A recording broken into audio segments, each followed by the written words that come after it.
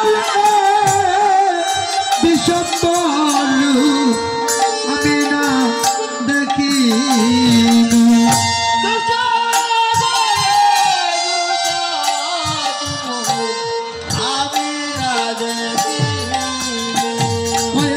সচি বলে বিশ্বম্বর রূপ আমি না দেখিনু। সচি বলে বিশ্বম্বর রূপ আমি না দেখিনু। রাধে রাধে। গৌর ভক্তগণ,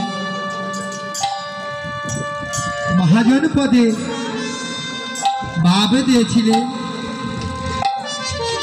আমার মা নন্দরানী সেই গোপাল যে নৃত্য করছেন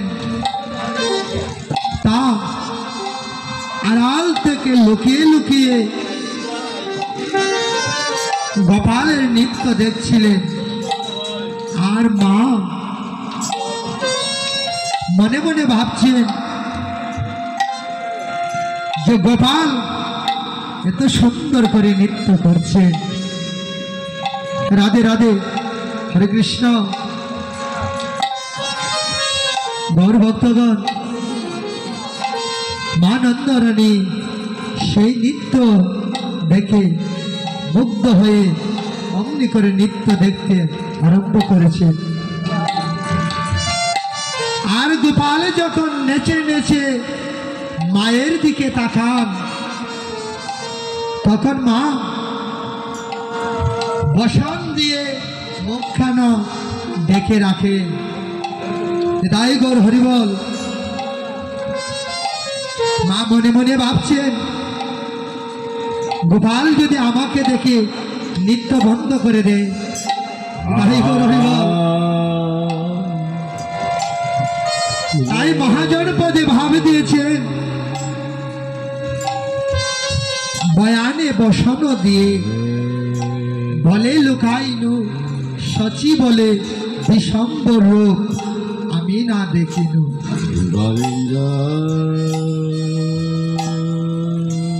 প্রাণপ্রিয় গৌর ভক্তগণ, বয়ান শব্দের অর্থ হলো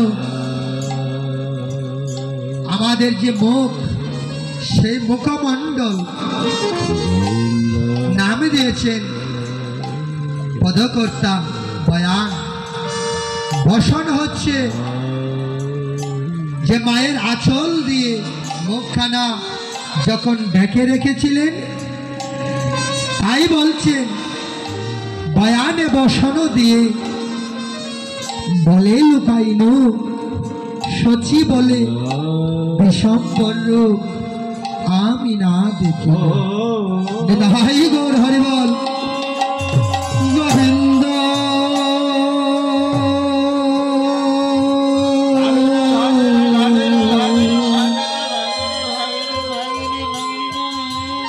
গোবিন্দ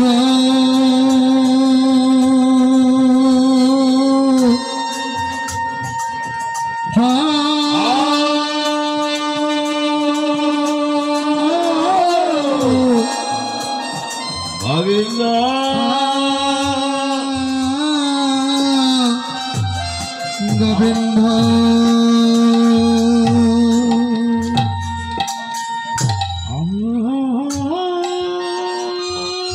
তাই প্রাণপ্রিয় গৌর ভক্তগণ, মহাজন পদে ভাবে দিয়েছিলেন বয়ানে বসন দিয়ে বলে লুকাইনু সচি বলে বিশ্বম্বর রূপ আমি না দেখিনু। আমি না দেখিনু। তাই মহাজন সুরে সুরে গেয়ে যাচ্ছিলেন, হ্যাঁ মায়েরি